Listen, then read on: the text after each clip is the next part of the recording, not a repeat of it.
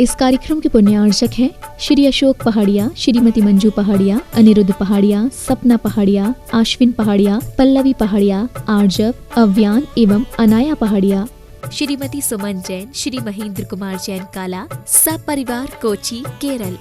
Doctor PN Jain, Tata memorial hospital, Seema Jain, Pranjal एवं doctor Toshita Jain, Mumbai. Neeta, Jaya, Divya एवं प्रियांशी जैन। सर्वमंगल मांगल्यम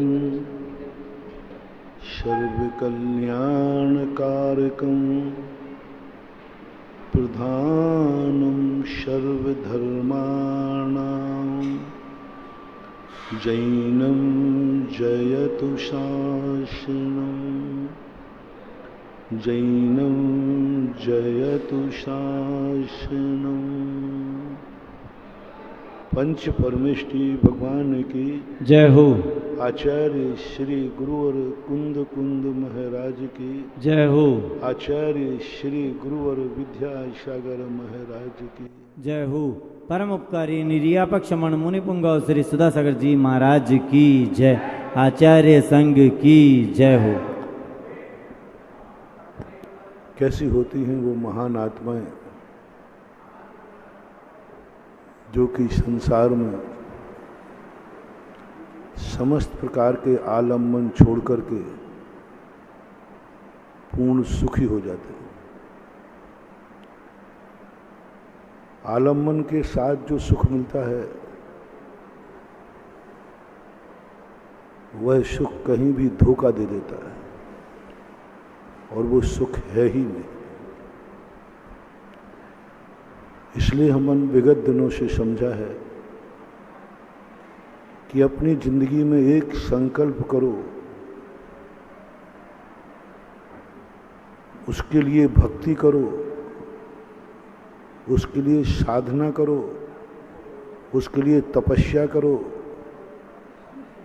कि मुझे कभी भी जिंदगी में अपने कार्यों के लिए दूसरे का सहारा न लेना पड़े, चाहे वो भगवान भी क्यों ना हो।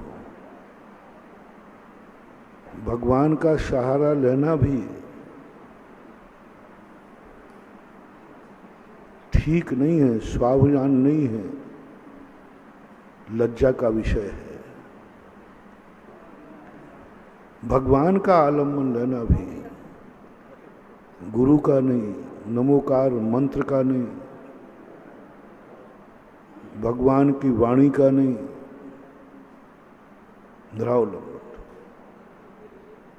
मुनि दशा के लिए कुंद कुंद वही निरावलंबी दशा देखना चाहते हैं और उत्कृष्ट मुनियों का ये स्वरूप है। जब तक वह भगवान का भी आलम्बन ले रहे हैं उनको सेकंड क्वालिटी में डाला। मुनि तो हैं लेकिन उत्कृष्ट नहीं है, निकृष्ट भी नहीं है, लेकिन उत्कृष्ट दशा का वर्णन जो जैन शास्त्रों में है,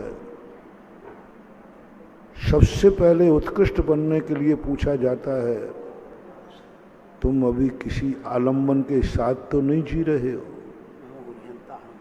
तुम्हारा चिंतन कहीं शास्त्रों के आधार पर तो नहीं है, शास्त्रों के आधार पर तो नहीं तुम चिंतन कर रहे हो, तुम कहीं नमोकार मंत्र का जाप तो नहीं कर रहे हो, तुम कहीं किसी गुरु का सहारा तो नहीं ले रहे हो। आलम्बन लिया भी तो उन बीजाक्षरों का जिनका कोई अर्थ नहीं होता और जिसमें अनंत अर्थ छुपा हुआ रहता है। बीजाक्षर किसी निश्चित अर्थ से बनते नहीं हैं। शब्द जो है वो निश्चित अर्थ से बनता जाता है और जो बनता जाता है उसका आलम्बन नहीं।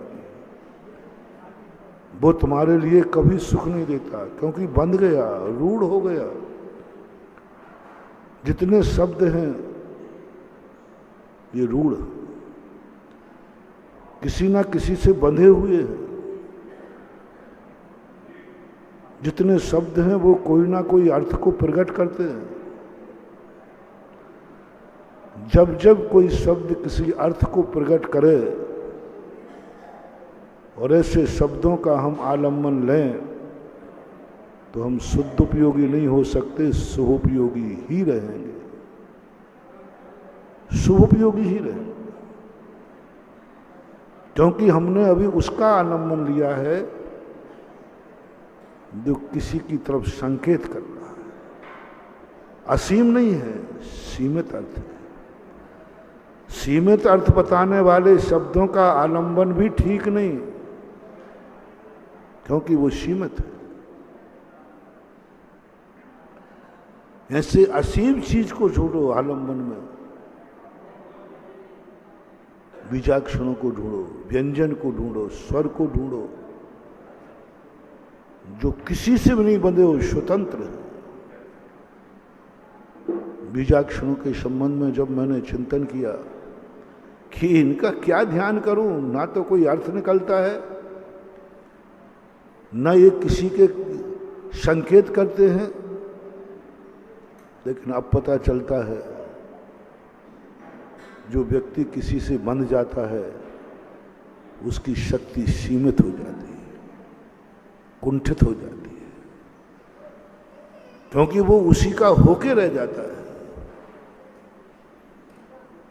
उससे ज्यादा सोच नहीं पाता, उससे आगे विचार नहीं कर पाता। आप लोग गृहस्थ हो, आप गृहस्थी से ज्यादा सोच ही नहीं पाते, अपने परिवार से आगे सोच ही नहीं पाते, कूप मंडूक बन गए हो। तुम्हारे लिए जो कुछ दुनिया है मैं और मेरे, बस मैं और मेरे। तुम वो शक्तिमान शक्ति थे कि सारे जगत के हित करने की सोच सकते थे, सारे जगत को तुम बहुत बड़ी ताकत दे सकते थे, लेकिन तुम सीमित हो गए। तुमने माला फेरी तो अपने लिए और अपनों के लिए, तुमने शांति धारा की तो अपने लिए और अपनों के लिए, तुमने जाप लिया तो अपनों के लिए और अपने लिए, आशीर्वाद लिया तो अपने और अपनों के लिए,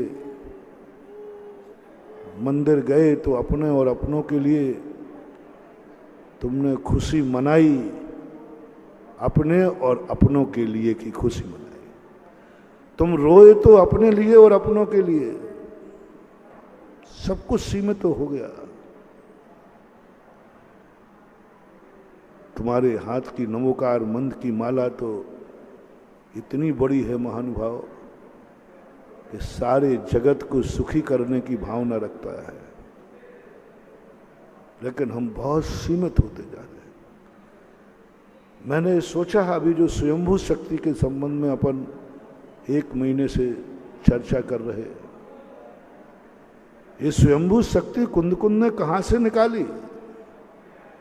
भगवान की शक्ति समझ में आती है, गुरुओं की शक्ति समझ में आती है, किसी पापी की शक्ति समझ में आती है, लेकिन ये स्वयंभू शक्ति कहां से? कुंद-कुंद की देन, असाधारण खोज। और ये शक्ति इतनी पावरफुल है, ना तो ये शक्ति नमोकार मंत्र में है, कहीं नहीं। जो शक्ति स्वयंभू में है।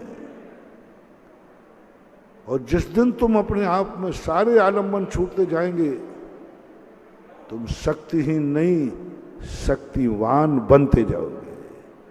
अपन को क्या लगता है कि हमें कोई सहारा नहीं देगा तो हम बेसहारे हो जाएंगे। यदि हम पर का आलम्बन नहीं लेंगे तो हमारा क्या होगा? कुछ नहीं होगा महानुभाव। तुम्हारा जितना सहारा छूटता जाएगा उतने तुम अपने पैरों पर खड़े होते जाओगे, और वह शक्ति अपने आप में ऐसी प्रकट हो जाएगी कि तुम्हें किसी के सहारे की जरूरत ही नहीं पड़ेगी। सारी दुनिया तुम्हारा सहारा लेगी तुम स्वप्रतिष्ठित हो जाओगे। बस थोड़ी सी साधना करना है, उन सूत्रों पर हमें विचार करना है जो जागरण के सूत्र तुम्हें दे रहे हैं। तुम उन वस्तुओं पर सोचना चालू कर दो जो किसी की नहीं है। उन वस्तुओं पर विचार करना चालू करो जिससे तुम्हारा कोई संबंध नहीं है। उन मंत्रों को तुम शास्त्रों में खोजो जिन मंत्रों में कोई अर्थ नहीं है। मंत्र तो है लेकिन अर्थ नहीं, क्योंकि अर्थ की तरफ संकेत करेंगे वो हमें सीमित कर देते। इसलिए एक मूल शक्ति, जैसे कल मैंने कहा था, एक मूल शक्ति होती है और एक सहयोगी शक्ति होती है। मूल शक्ति किसे कहे कोई नाम नहीं ले सकता। तुम्हारे लिए किसकी जरूरत है वह मूल शक्ति है। मैं लेता हूं एक शक्ति को दर्शनावर्णी, दर्शन गुण की शक्ति। महाराज मेरी शक्ति इतनी दर्शन गुण की शक्ति जाग जाए कि मैं यहीं बैठे बैठे सारे जगत को देख लूं, सारे जगत को देख लूं और सारा जगत मुझे देखने में आ जाए, आ जाएगा, हो जाएगा, लेकिन तुम सुखी नहीं हो पाओगे, क्योंकि तुम्हारे ज्ञानावरणी कर्म का क्षयोपशम नहीं है। क्या करोगे दर्शन को पाकर? समझ ही नहीं पाओगे। वस्तु को देख रहे हो, मच्छर भी वस्तु को देखता है लेकिन समझता नहीं है। चक्षु दर्शनावर्णी कर्म का उसका क्षयोपशम है, वो देखता है, समझता कुछ नहीं। मूल शक्ति दर्शन की जाग जाए, लेकिन दर्शन के साथ साथ हमें सहयोगी शक्तियों को जगाना है। हम किसी वस्तु को देख रहे हैं, कम से कम हमें समझ में तो आना चाहिए कि ये है क्या। कम से कम इतना ज्ञान तो हमें होना चाहिए। हमें ज्ञानावरणी कर्म का क्षयोपशम साथ में चाहिए। बहुत सारे लोगों की आंखें बहुत अच्छी होती है, बहुत अच्छा दिखता है, लेकिन मूर्ख होते हैं, गरीब होते हैं, दुखी होते हैं, बीमार होते हैं, नीच कुल में होते हैं, अंगोपांग सबको टेढ़े टापटे होते हैं, रंग बेहुदा होता है, सब कुछ, एक भी सुख नहीं है।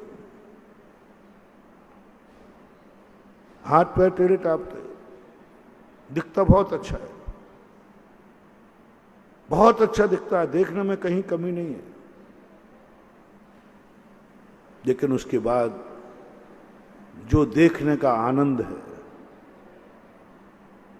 उसको आनंद नहीं आ रहा है। देखता हुआ भी उसको आनंद नहीं आ रहा है, देखता हुआ भी रो रहा है। बोले मेरी आंख में बहुत अच्छी ताकत है, देख सकता हूं, लेकिन मुझे कुछ भी समझ में नहीं आता। मैं देख सकता हूं लेकिन मैं बोल नहीं सकता, सुन नहीं सकता, देख सकता। मैं बहुत अच्छा देखता हूं, लेकिन मेरी जिंदगी में इतने संकट हैं कि मेरा देखना नहीं देखना बराबर है। सहयोगी शक्ति नहीं जाग पाए। लोग जो है मूल शक्ति की तरफ ध्यान देते हैं कि हमें मूल शक्ति हासिल करना है, सहयोगी शक्ति को छोड़ देते हैं। साइंस के विद्यार्थी हमेशा हिंदी में फेल होते हैं, प्रैक्टिकल बहुत अच्छे, गणित बहुत अच्छा, हिंदी में फेल, प्रत्येक विषय में डिक्टेंशन है, पूरी मेहनत की है, हिंदी में फेल हो गए, सप्लीमेंट्री आ गई। जिंदगी के जो और पेपर थे उनमें अच्छे नंबर लाने का कोई औचित्य नहीं रहा, सर्टिफिकेट फेल का मिल गया। हमारी जिंदगी में भी बहुत बार ऐसा ही होता है, हम किसी एक शक्ति को जागृत कर लेते हैं, उसके साथ सहयोगी शक्तियों को भूल जाते हैं। परसों जो हमने प्रश्न छेड़ा था, पंडित लोग ज्यादातर गरीब क्यों होते हैं, दुखी क्यों होते हैं, क्या कारण? इतना प्रकांड विद्वान, इतना प्रकांड विद्वान, सब कुछ पूरा याद है, कंठस्थ है, कहीं कोई कमी नहीं है, बड़े बड़े शास्त्रों को अच्छी तरह समझता है, व्याकरण जानता है, साहित्य जानता है, संस्कृत सब भाषाएं आती, संस्कृत प्राकृत सब अर्थ लगा लेता है, सब कुछ कर लेता है। मैंने ऐसे ऐसे पंडितों को देखा जिनके ज्ञान के सामने हम लोग कहीं नहीं लगते, कहीं नहीं लगते। ऐसे पंडितों का तो देवता भी सम्मान करे तो कम है, लेकिन उनकी कोई इज्जत नहीं है। उनके घर में गरीबी बहुत है, बीमार बहुत है, परेशानी बहुत है। क्यों? क्या कारण? क्यों हुआ ऐसा? उन्होंने दिन रात स्वाध्याय किया है, दिन रात ज्ञान के इतने पिपासु थे कि स्वाध्याय के अलावा उनको कुछ दिखते ही था, ना पूजा करते, ना पाठ करते, ना अभिषेक करते, ना हार देते, मां स्वाध्याय स्वाध्याय स्वाध्याय, 24 घंटे स्वाध्याय, 24 घंटे। कुछ आज भी पंडित देखना जो दिन रात स्वाध्याय करते रहते हैं। ज्ञान आश्रम में कभी नहीं लाते, आश्रम में कभी नहीं लाते। जो पढ़ते हैं माद ज्ञान है, शब्द ज्ञान, आचार की शुद्धि नहीं होती। बात उनको एक ही है कि मैं प्रत्येक शास्त्र का ज्ञाता होऊंगा, प्रत्येक वस्तु का, शब्दों का मुझे ज्ञान होगा, मैं प्रकांड विद्वान बनूंगा। इसलिए वो पढ़ते ही रहते, पढ़ते रहते, पढ़ते रहते। जब भी देखो उनको पढ़ते देखना, स्वाध्याय करते रहते। लेकिन महानुभाव, यही रावण ने किया था, यही रावण ने किया था। बहुत स्वाध्यायशील था रावण। ज्ञान प्राप्त करने के लिए उसने आकाश पाताल एक कर दिया। कहीं से भी ज्ञान मिले वो ज्ञान लेता था। अतीत भवों में उसके ज्ञान के प्रति बड़ी जिज्ञासा थी। जो ज्ञान प्राप्त करेगा उसी के पैर छू लेता था, मुझे ज्ञान दे दे। थोड़ा सा भी ज्ञान मिले उसके लिए सब कुछ करने को तैयार था। बड़ी विनय करता था ज्ञान के लिए, भोजन छोड़ देता था ज्ञान के लिए, रातों रात सोता नहीं था ज्ञान के लिए, अपना मान स्वाभिमान सब छोड़ देता था ज्ञान के लिए। इतना बड़ा बलिदान उसने किया ज्ञान के लिए, परिणाम स्वरूप वो ज्ञानी बन गया। इतना ज्ञानी बना कि वो जगत का सबसे बड़ा ज्ञानी हुआ। और ज्ञान के लिए वो विनय करता था, तो लोगों ने उसकी बड़ी विनय की। रामचंद्र जी जैसी महाशक्ति ने भी अपने भाई से विनय करा दी, ज्ञान की विनय। लक्ष्मण तक ने जब विनय कर दी, और लक्ष्मण जैसा, राम जैसा भैया का पाकर के भी ज्ञान आ गया। जो करोगे वही मिलना है, जो करोगे वही मिलना है। तुमने ज्ञान के लिए विनय की थी तो तुम्हारे ज्ञान के लिए महाशक्ति ने विनय तुम्हारी कर दी। लक्ष्मण ने आकर तुम्हारे सामने विनय कर दिया क्योंकि तुमने विनय की थी ज्ञान के लिए। ज्ञान के लिए तुमने सब मान मर्यादाएं छोड़ दी थी। मुझे ज्ञान चाहिए, किसी के पास ज्ञान हो, मुझे ज्ञान चाहिए, हर प्रकार का नॉलेज मुझे चाहिए, बस ज्ञान चाहिए, आचरण नहीं। आज मैं यही देख रहा हूं,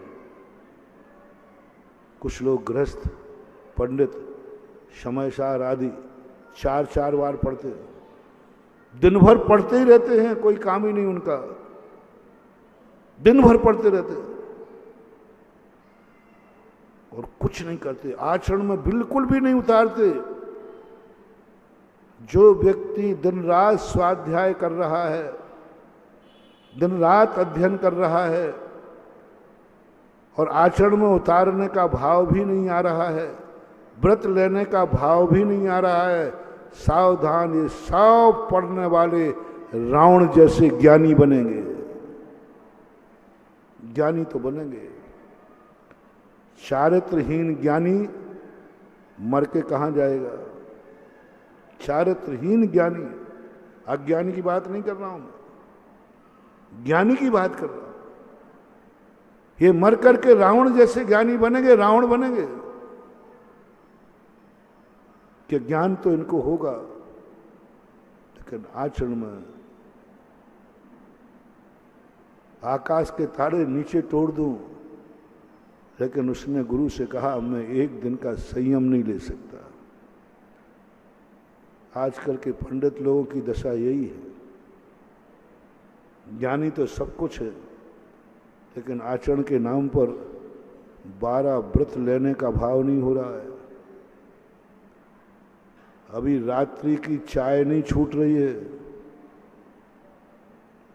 रात्रि की फरारी नहीं छूट रही है, रात्रि का पानी नहीं छूट रहा है। ज्ञानी है, विद्वान है, बहुत बड़े विद्वान हैं, शास्त्री किया, आचार्य किया, सब कुछ किया, लेकिन आचरण के नाम पर अष्टमूल गुण भी धारण नहीं कर पा रहे, भाव ही नहीं हो रहे, परिणाम ही नहीं होते। ये परिणाम भी नहीं होता कि मैं चारों प्रकार के अन्न जल का त्याग करता हूं, मैं पंडित हूं, मैं ज्ञानी हूं, 12 व्रत नहीं ले सकता, उपवास एकासन नहीं कर सकता, तो कम से कम रात्रि के चारों प्रकार के आहार का तो त्याग कर सकता। आप खुद खोज लेना कितने % पंडित हैं आज जिन्हें आप पंडित कहते हैं, शास्त्री और आचार्य कहते हैं। कितने लोगों का रात्रि के चारों प्रकार के आहार का त्याग होगा, मैं जल के? कितने % मान लो? तुम्हारे संस्थान की बता दे बाबू, अन्न तो नहीं खाएंगे, इतना तो है, लेकिन फरारी तो। अब बोलो क्या है, इनकी क्या दशा होगी? ये सब रावण जैसे रावण बनेंगे, ये सब रावण बनेंगे कहीं ना कहीं, क्योंकि ज्ञानी तो बनेंगे लेकिन आचरण विहीन होंगे। और मुझे डर ये नहीं लग रहा कि एक रावण को निपटाने के लिए राम को पसीना आ गया और इतनी ये सारे रावण बन जाएंगे, तो इनको निपटाने के लिए कितने राम चाहिए? महानुभाव, बहुत बड़ी बात है, कारण समझो। और आज तुम लोगों को पंडितों लोग कहते हैं महाराज जी हमारी जिंदगी में ऐसा क्यों हो रहा है? कुछ नहीं, आपने पूर्व भाव में ज्ञान किया है, चारित्रहीन ज्ञान किया है, चारित्र के लिए ज्ञान नहीं किया। तुम्हारे मन में भाव ही नहीं आया कि मैं चारित्रवान बनने के लिए ध्यान कर रहा हूं, दीक्षा के लिए शिक्षा नहीं ली है, महत पंडिताई के लिए ली है, तो आप रावण बनोगे पक्का है। इसलिए मेरा कहना है सभी पेपरों को बराबर समय दो, सभी पेपरों को बराबर दो। तुम ज्ञान को समय दे रहे हो, पंडित लोग अक्सर कर गरीब होते हैं। और मैंने कहा ना, तो आरोप क्या लगाते हैं, महाराज जी सरस्वती मैंने अपना ली इसलिए लक्ष्मी रूठ गई। ये दोनों सौतने हैं, सौतने हैं। लक्ष्मी और सरस्वती महानुभाव बिल्कुल सौतन नहीं है, ये दोनों सगी बहनें हैं, सगी बहनें हैं, एक साथ रहती हैं। तीर्थंकर के पास लक्ष्मी है तो साथ में सरस्वती भी है, दोनों। चक्रवर्ती के पास लक्ष्मी है और सरस्वती है, दोनों एक साथ रहते हैं। शास्त्रों में जहां हमने सरस्वती देखी वहां लक्ष्मी जरूर देखी, जहां लक्ष्मी देखी वहां हमने सरस्वती जरूर देखी, विवेकवान व्यक्ति के पास। लेकिन कई लोगों के पास सरस्वती अकेली है। क्यों? इन्होंने कभी भी संयम लेने का भाव नहीं किया। धन क्यों नहीं है तुम्हारे पास? क्योंकि तुमने कभी दान नहीं दिया।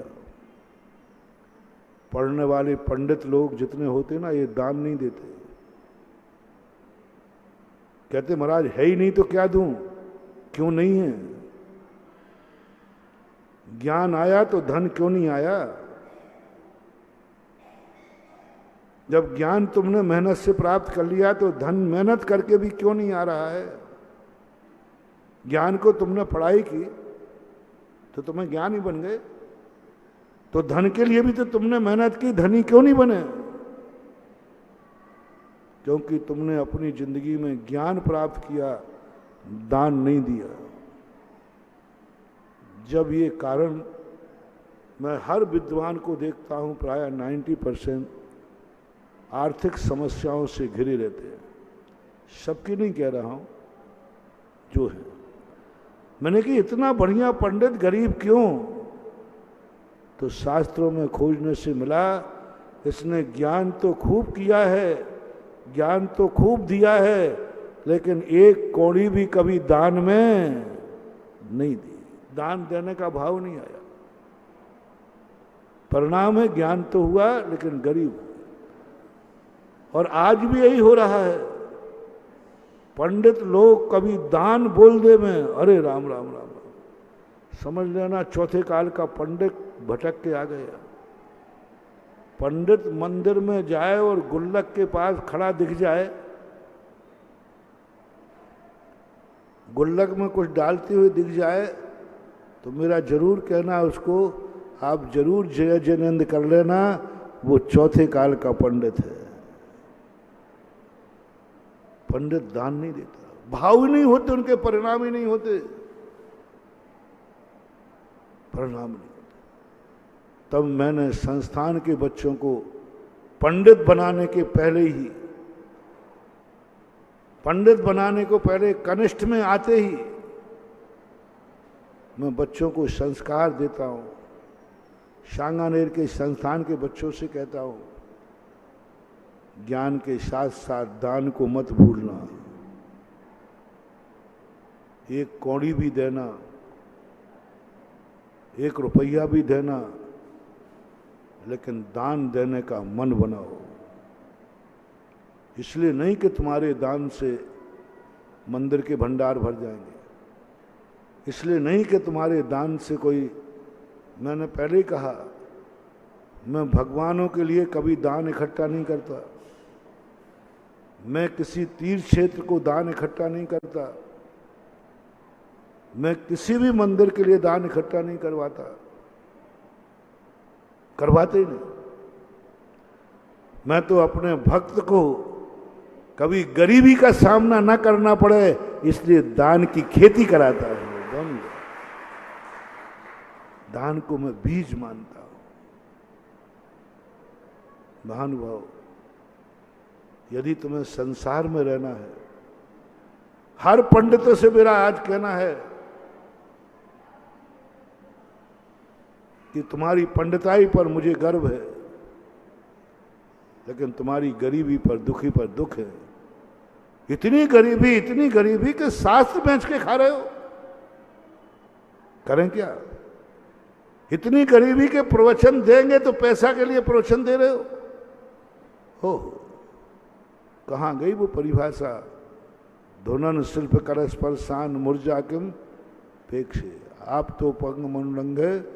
क्या बात कही। समंत भद्र महाराज कहते हैं, जिनवाणी का प्रचार करते समय रंच मात्र भी यदि आजीविका का भाव आ गया, ख्याति पूजा का भाव आ गया, समझ लेना अब उसका 100 भाव बिगड़ गए।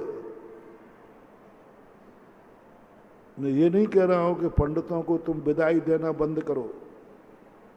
मैं पंडितों को कह रहा हूं कि पंडित, हे पंडित, थोड़ा अपने दुर्भाग्य को थोड़ा कोस दे कि तुम्हें ज्ञान को बांटने के लिए 10 दिन प्रवचन को जाओ, आजीविका के लिए, पैसे के लिए, परिवार पालने के लिए। कई पंडित तो ये देखते हैं कहाँ जाऊं जहां से मोटी रकम मिलेगी। महानुभाव, भीख मांग के खा लेना। भीख मांगना कोई पाप नहीं है, लेकिन धर्म के बदले, प्रवचन के बदले आजीविका का कभी भाव मत करना। धर्म को पढ़ाते समय आजीविका चाहिए, पैसा चाहिए। धर्म बेच रहे हो, प्रवचन बेच रहे हो। मैंने कहा था ना, शास्त्र बेचते हैं। भेंट में आए हुए शास्त्रों की लाइब्रेरी इकट्ठी करते। आप पंडितों को देखना, अक्सर कर वो शास्त्रों के बहुत भूखे होते हैं। आप शास्त्र दोगे तुरंत ले लेंगे। ये मत समझना कि वो पढ़ेंगे, ये समझना कि वो शास्त्रों का स्टोर करके बाद में पूरी लाइब्रेरी बेचेंगे। बहुतायत विद्वान मरने के बाद या जीते जी अपनी लाइब्रेरी लाखों रुपए में बेचते हैं, और एक पुस्तक भी उनने खरीदी नहीं है। सारी पुस्तकें भेंट में आई, भेंट में आई हुई पुस्तक से आजीविका करते हैं। ऐसे बुरे दिन आ गए तुम्हारे। जिनवाणी मां को बेच रहे हो विद्वान होकर। प्रवचन के बदले प्रवचन करोगे तो रोटी मिलेगी, पाठशाला पढ़ाओगे तो रोटी मिलेगी, स्वाध्याय कराओगे तो रोटी मिलेगी। अब तो ये हो गया, शास्त्र लिखोगे तो रोटी मिलेगी। विद्वानों से कहो कि इस पर आप विद्वान और टीका कर दो, इसका हिंदी, तो वो एक ही पूछते, महाराज जी कितना मिलेगा? जैन विद्वान को जिनवाणी के कार्य कराते समय, टीका लिखवाते समय पैसा देना पड़ता है। जिनेंद्र भगवान की जिनवाणी का पैसा खाओगे तुम, जिनेंद्र भगवान की जिनवाणी के प्रचार का पैसा लोगे तुम। महानुभाव, बहुत कड़वा सत्य बोल रहा हूं, अभी तो पंडित ही बने हो, नरकों में एक एक दाने को मोहताज हो जाओगे। देव शास्त्र गुरु को जो आजीविका का साधन बना लेता है, उसको संसार में मार नरक के बिना कुछ भी नहीं मिलता। मैं कह रहा हूं भीख मांग लेना, लेकिन कभी देव शायद गुरु से आजीविका का साधन मत बनाना। इनको मात आजीविका का मत बनाना। शास्त्र मत बेचना, ज्ञान मत बेचना, वो भी जिनवाणी का ज्ञान मत बेचना। पहले तो लोग गुरु होते थे, वे अपना लौकिक ज्ञान भी नहीं बेचते थे। हमारा भारत देश वो देश था जहाँ लौकिक ज्ञान भी नहीं बेचा जाता था। आप शास्त्रों को उठा के पढ़ो, बड़े बड़े गुरु होते थे, राजगुरु, जो राजकुमार को पढ़ाते थे। विद्या सिखाते थे, शस्त्र सिखाते थे, लेकिन वो आजीविका उनसे लेते नहीं थे, ठहराते नहीं थे, उनका कोई वेतन नहीं था। कौन सी भिक्षा खाते थे? गजब, अतीत उठा के। कौन सी भिक्षा? जब मैंने शास्त्रों पढ़ी, शिष्य लोग भिक्षा के लिए जाते थे और सारे शिष्य जो भिक्षा मांग के लाते थे, सभी शिष्य छोटा थोड़ा थोड़ा अपने गुरु को देते थे, उससे वो अपना पेट भर लेते थे, आजीविका चला लेते। भेंट में आती थी शिक्षा, भेंट, आजीविका के लिए नहीं पढ़ाते थे। लौकिक ज्ञान, अब लौकिक ज्ञान की तो मैं क्या चर्चा करूं, आज तो पारमार्थिक ज्ञान भी बिक रहा है। सबसे बड़ा इस कलयुग का दुर्भाग्य है। मैं सारे जगत के विद्वानों से कहना चाहता हूं, यदि तुम्हारे मन में कोई शास्त्र के बदले, ज्ञान के बदले धन पाने का भाव है, तो थोड़ी भी मेरी वाणी को सत्य मानते हो तो अपने भविष्य को अंधकार में समझना, एक एक कौड़ी को तरस जाओगे, भीख भी नहीं मिलेगी, भीख मांगोगे तो भीख भी नहीं मिलेगी, क्योंकि तुमने शास्त्र बेच करके रोटी खाई थी, ज्ञान बेच करके तुमने आजीविका चलाई थी, प्रवचन के बदले पर रोटी चाहिए थी, प्रवचन के बदले आजीविका चाहिए थी, प्रवचन के बदले धन चाहा था। कभी भूल करके परिणाम मत करना, स्वप्न में भी भाव नहीं करना, बल्कि मन में ये कोसना कि हे भगवान, मैंने कौन सा पाप किया है, आज मैं शास्त्र बेच रहा हूं, आज मैं उन पुजारियों को दुर्भाग्य कहता हूं। भगवान के अभिषेक करने से रोटी कमाएगा तो? भगवान के अभिषेक, जिस अभिषेक की क्रिया चक्रवर्ती करता है, चक्रवर्ती देवता स्वधर्मेंद्र करता है, उस क्रिया के लिए तू कर रहा है इसलिए कि 2 रोटी मिल जाए। भगवान के अभिषेक के बदले कभी पैसा मत लेना, गरीब से गरीब है भीख मांग लेना।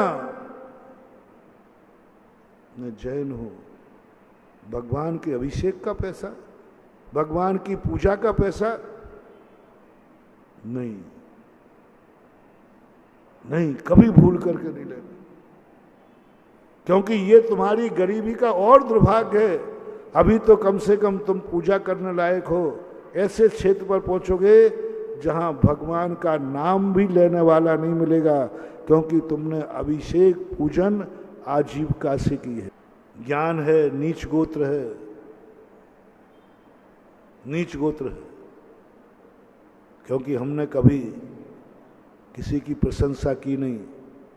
आज एक विद्वान दूसरे विद्वान की प्रशंसा करने को तैयार नहीं है। पीठ पीछे एक विद्वान की तुम प्रशंसा करना, वो कहेगा अरे तुम क्या जानते हो, मैं बताऊं उसकी पोल पट्टी। वो अयोध्या प्रसाद गोयली ने लिखा है कि ज्ञान, 2 विद्वान थे ज्ञानी कहीं गए तो अक्सर कर आप लोगों में क्या नियत होती है कि एक दूसरे से पूछते भैया तुम्हारे साथी क्या खाएंगे। तो वो रसोई वाला गया, बोले साहब ये आपके साथी है, इनकी रुचि क्या है, कैसे है विद्वान? बोले पूरा गधा है, गधा, पूरा गधा है, पूरा गधा है, गधा। रसोईया बेचारा सीधा साधा था, उसने लिख दिया एक गधा है। दूसरे के पास गए, बोले साहब पूरा बैल है, बैल, पूरा बैल, मूर्ख है, बलिवर्द, क्या बोलते बलिवर्द, मूर्ख है, मूर्ख है, बिल्कुल मूर्ख है। उसने लिख दिया एक गधा एक बैल है। उसने पाक शास्त्र की किताब उठाई कि गधा और बैल का भोजन क्या है, तो गधे का भोजन घास है और बैल का भोजन भूसा है। तो उसने बढ़िया घास को बढ़िया बगाड़ करके पगार का है ना जो मिला करके, और पड़ोस ये क्या किया, बोले साहब जो आप लोगों ने परिचय दिया एक दूसरे का वही तो बनाऊंगा मैं। नीच गोत्र का बंद करोगे, क्या करोगे, ज्ञान करके ज्ञान भी पाओगे लेकिन नीच गोत्र में पाओगे, गोत्र नीच हो जाएगा, क्या करो, क्या करोगे। इसी प्रकार ज्ञान प्राप्त करोगे, अल्पायु होगे, आयु वृद्धि के लिए हमें दूसरों को भी जीवन दान देना पड़ेगा, दूसरे के जीवन दान के लिए भी सोचना पड़ेगा। इसलिए ज्ञान हमारी मूल शक्ति है, लेकिन हमें सहयोगी शक्तियों के प्रति जागरूक रहना है। मात्र पंडितों के लिए ही ज्ञान नहीं है, अपन सबके लिए यही ज्ञान। संसार में रहना है तो सहयोगी शक्ति भी एक जागृत होना चाहिए, जो अपने अंदर विद्वान भरी पड़ी रहती। इसलिए सब प्रकार के मूल शक्ति के साथ साथ 6 आवश्यक बताए। स्वाध्याय उसमें बताया है 4थे नंबर पर। स्वयंभू शक्ति जागृत करने के लिए पहला क्या, दान, देव पूजा, गुरु आरती, स्वाध्याय सेवा। स्वाध्याय 3 नंबर पर संयम, तप, त्याग और दान, ये 6 शक्तियां एक साथ आत्मा में जागृत करना, ये 6 निमित्त हैं। जैन दर्शन में कोई भी निमित्त को लाभ देने वाली क्रिया नहीं है। जितनी क्रियाएं हैं सब स्वयंभू शक्ति जागृत करने के लिए। पता नहीं लोगों में क्या धारणा बन गई, ये तो पर की क्रिया है। संसार में कभी कोई पर की क्रिया करते ही नहीं। एक और ये कहते एक द्रव्य दूसरे द्रव्य का कुछ करता नहीं, और वहीं कहते ये तो पर की क्रिया है, पूजा पाठ, अभिषेक, आहार, दान देना पर की क्रिया। अरे जैन दर्शन कहता पर की क्रिया कभी कोई कर ही नहीं सकता। भगवान की नमस्कार कर रहा है, पूजा कर रहा है, सत्य क्या है? सभ्यता है कि ये पूजा कर रहा है, झूठ है, कहवे की बातें हैं। पूजा नहीं कर रहा है तो कहने में आ रहा है। ये ऐसे ही झूठा है जैसे आप कहते महाराज ये मकान आपका ही है, हम भी आपके ही हैं, ये सब आपका ही है। ऐसा ही झूठा है, पूजा झूठी है। सत्य ये है वो पूजा नहीं कर रहा है, वो पूज्य बन रहा है। जैन दर्शन में भगवान की पूजा का कोई प्रावधान नहीं है, भक्त बनने का कोई प्रावधान नहीं है। हमारे यहां तो भक्ति और पूजा भगवान बनने की प्रक्रिया है, इसलिए कर रहा है। भगवान के भक्त बनने के लिए पूजा भक्ति नहीं है हमारे यहां। जैन शास्त्रों में कहीं भक्ति को महत्व नहीं दिया। हमारे यहां कहा भी है आपकी चरणों की सेवा करूं कब तक, सेऊ तेरे चरण जोलो पाऊं न मुक्ति पद मैंने। देखो कहां मूर्खों को पर की क्रिया दिख रही। अरे पूजा करना पर की क्रिया है, लेकिन पूज्य बनना तो पर की क्रिया नहीं है ना। नमस्कार करना पर की क्रिया है, लेकिन गुणवान बनना तो पर की क्रिया नहीं है ना। एक भी क्रिया मतलब वो पर रूप नहीं है। मुझे बता दो इतना सा, अपनी पूजा से भगवान को क्या लाभ है? भगवान को पूछ रहा हूं, किंचित मात्र भी लाभ बता दो, किंचित मात्र भी लाभ। जैन भगवान की बात कर रहा हूं, जिनेन्द्र देव की बात कर रहा हूं। दुनिया के भगवानों के तो भक्त से बहुत कुछ मिलता है, भोजन भी मिलता है, सब कुछ मिलता है। जैन जिनेन्द्र देव के लिए पूजा से क्या लाभ है? कोई लाभ नहीं, किंचित मात्र भी नहीं। पूजा करने वाला भगवान को लाभ नहीं देता है, भगवान की पूजा करने वाला एक दिन भगवान बन जाता है। क्यों देखते हो पूजा पर की क्रिया है? स्वयंभू शक्ति देखो। मुझे तो पूजा में स्वयंभू शक्ति दिखती है, पूजा में स्वयंभू शक्ति दिखती है। क्यों देखते हो कि माचिस की काड़ी जल रही है? देखो ना, माचिस की काड़ी से मेरा दीप जल रहा है। मैं क्यों जलाऊं माचिस की काड़ी? माचिस की काड़ी जलना पर है, मूर्खता है। माचिस की काड़ी जलाना पर है, तुम जलाते क्यों हो? तुम अपना दीप जलाओ ना। माचिस की काड़ी जला रहा है, माचिस की काड़ी रगड़ रहा है, लेकिन सत्य क्या है? माचिस की काड़ी जला रहा है कि अपना दीप जला रहा है। आहार दान भी कभी मुनियों को दिया ही नहीं जाता, देता ही नहीं है मुनि। तुम्हारा धर्म है, एक निमित्त क्रिया है। भैया वृत्ति से तुम साधु को ठीक करो या ना करो, लेकिन तुम्हें वज्रसम नाराज संगन बंद होता है। हर क्रिया में स्वयंभू शक्ति देखो, हर क्रिया में स्वयं का लाभ देखो। समय सार पढ़ने वाला संपूर्ण क्रियाएं करता है, लेकिन उस सब में स्वयंभू शक्ति। जैसे बनिया कोई भी क्रिया करेगा उसमें धन देखेगा, इसमें क्या लाभ है? बनिया बिना फायदे के कभी कोई कार्य करता नहीं। यदि बनिया तुम्हें ब्याज का पैसा दे रहा है ना, तो ये मत समझना कि तुम्हारा सहयोग कर रहा है। उसकी दृष्टि तुम्हारा सहयोग करने की है कि ब्याज कमाने की है? बोलो ना बनिया लोगों। कोई को तुम 10 लाख रुपया दे रहे हो तो दृष्टि क्या है? उसके काम आ जाए इसलिए कि पड़ा है तो ब्याज तो बढ़ेगा। 99% लोग ब्याज के ऊपर दृष्टि रखते हैं। मैं इसका मना नहीं कर रहा हूं। जैसे बनिया किसी का सहयोग करेगा, अपना निजी लाभ देखेगा, उसी प्रकार सम्यक दृष्टि किसी की भी सेवा करेगा, किसी की भी जयकार देखेगा, वह धर्म का लाभ देखेगा। मुझे क्या मिलेगा? मुझे क्या मिलेगा? भगवान का अभिषेक करने जा रहा हूं, सम्यक दृष्टि कहते हैं, कर दूंगा, मुझे क्या मिलेगा?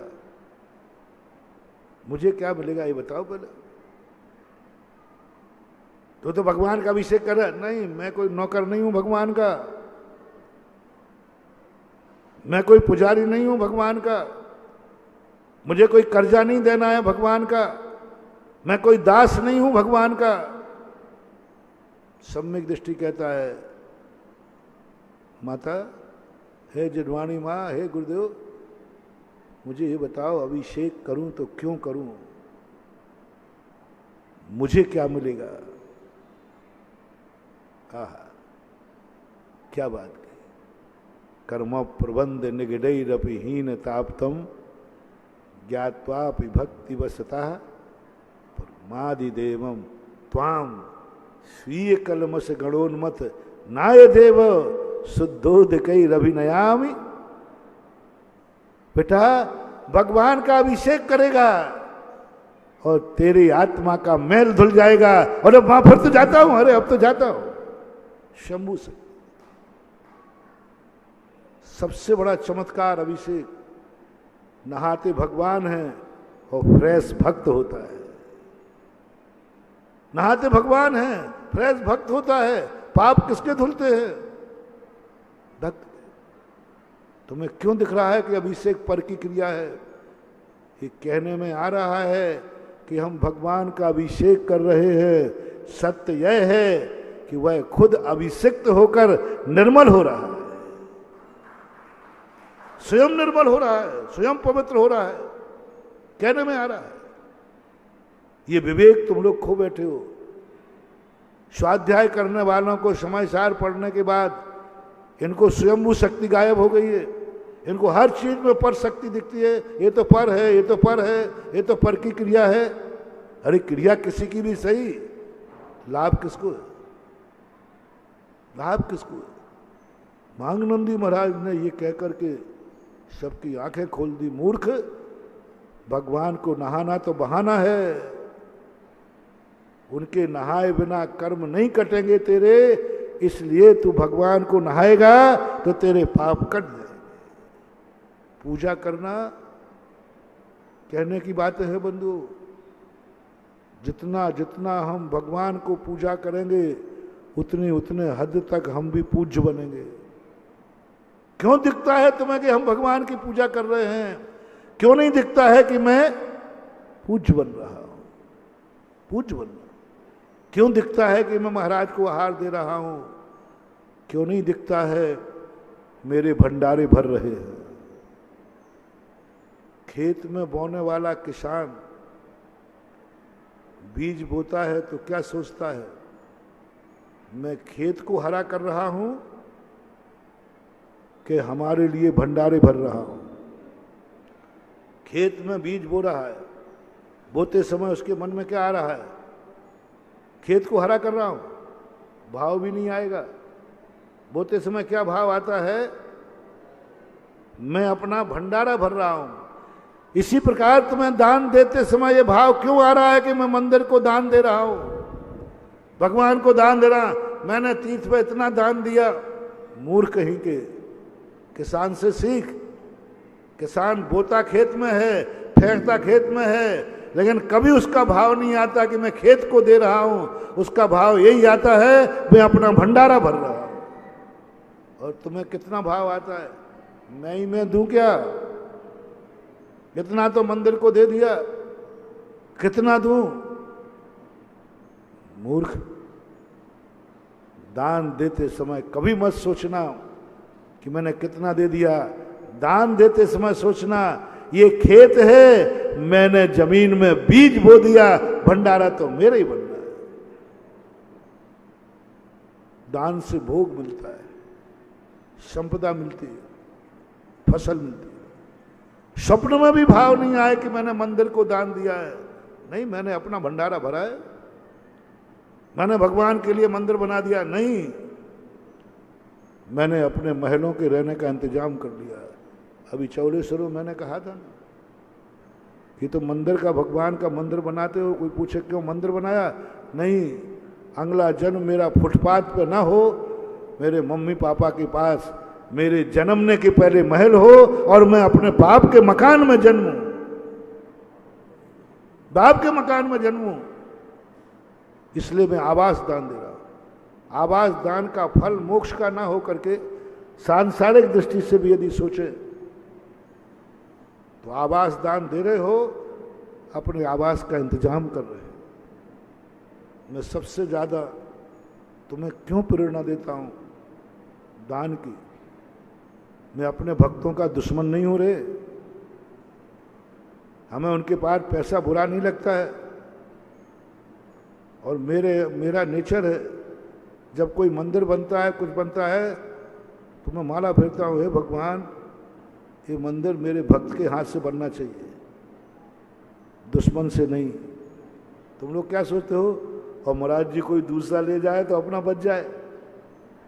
और मैं सोचता हूं कि मंदिर ले जाए। क्यों सोचता हूं?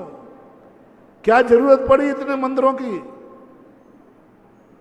तीर्थ क्षेत्रों में मंदिरों की कमी नहीं है, क्या जरूरत पड़ी मंदिरों की? मैंने कि मंदिरों की तो कोई जरूरत नहीं है। मुझे एक ही विकल्प है, जिसने मेरा नाम लिया है, जो मेरा भक्त है, यहां से मरने के बाद फुटपाथ पे जन्म ना लेवे। बस फुटपाथ पे जन्म ना लेवे। जन्म तो फुटपाथ पे भी होते हैं, क्योंकि इसने कभी आवास दान नहीं दिया, ना कभी गौ का आवास दान दिया, ना गरीब को आवास दान दिया, ना संतशाला बनाई, ना धर्मशाला बनाई, ना मंदिर बनाया। ऐसे लोग फुटपाथ पर जाके जन्मेंगे। तो मुझे चिंता एक ही बात की है कि मेरा भक्त जब भी मरे अपने बाप के मकान में जन्म ले, उसके पिता का मकान हो। जिनेन्द्र देव का मंदिर बनाया हो तो महल बनेगा, पिता के पास महल होगा, महलों में जन्मेगा। बोलो कितना बड़ा सौभाग्य है। तुम समझ रहे हो कि महाराज मंदिर बनवा रहे हैं? नहीं, मैं तुम्हें फुटपाथ पर जन्म लेने से बचा रहा हूं, क्योंकि आवास दान के बिना कोई दुनिया की ताकत नहीं है। मैंने कहा ना, ज्ञान दान खूब दिया लेकिन आवास दान नहीं दिया। मर के जन्मोगे फुटपाथ पर और फिर बाद में सलमान खान की गाड़ी आएगी तो मुझे मत चिल्लाना। हाँ, इतना तो कर लो रे भैया, कम से कम जब तुम्हें जन्म तो लेना ही है, कलयुग के हो तो एक बार जन्म तो ले गए। बस हर व्यक्ति से समय आपका हो रहा है। आप सबसे मेरा कहना है, कोई ना कोई आवास दान दे के जरूर मरना। भगवान को देना, गुरु को देना, गरीब को देना, गाय को देना, पक्षियों को देना, पशु को किसी को एक आवास दान दे के जरूर मरना। ये मुख्य धर्म नहीं है। ये है कि मरने के बाद कहीं तुम्हें फुटपाथ पर जन्म न लेना पड़े। तुम वहां जन्म लो जहां माँ बाप के खुद का मकान हो, और खुद के मकानों में वही जन्म लेते हैं जिन्होंने कभी अपने जीवन में आवास दान रूपी बीज बोया। तो तुमने स्वयंभू शक्ति जाग ली, ज्ञान मूल शक्ति है ये जगा ली, लेकिन आवास दान की शक्ति नहीं जगाई। तो इस सब प्रकारों को सोच करके, इन सब पर विचार करके आज उस स्वयंभू शक्ति की तरफ मैंने ध्यान दिया, जिस स्वयंभू शक्ति के लिए सहयोगी शक्तियाँ बहुत जरूरी हैं। आज इतना ही कह के विराम करता हूँ। महावीर भगवान की। इस कार्यक्रम के पुण्यार्चक थे श्री अशोक पहाड़िया, श्रीमती मंजू पहाड़िया, अनिरुद्ध पहाड़िया, सपना पहाड़िया, आश्विन पहाड़िया, पल्लवी पहाड़िया, आर्जव, अव्यान एवं अनाया पहाड़िया। श्रीमती सुमन जैन, श्री महेंद्र कुमार जैन काला, सब परिवार Kochi, Kerala. Doctor PN Jain, Tata memorial hospital, Seema Jain, Pranjal एवं डॉक्टर तोशिता जैन मुंबई। नीता, जया, दिव्या एवं प्रियांशी जैन।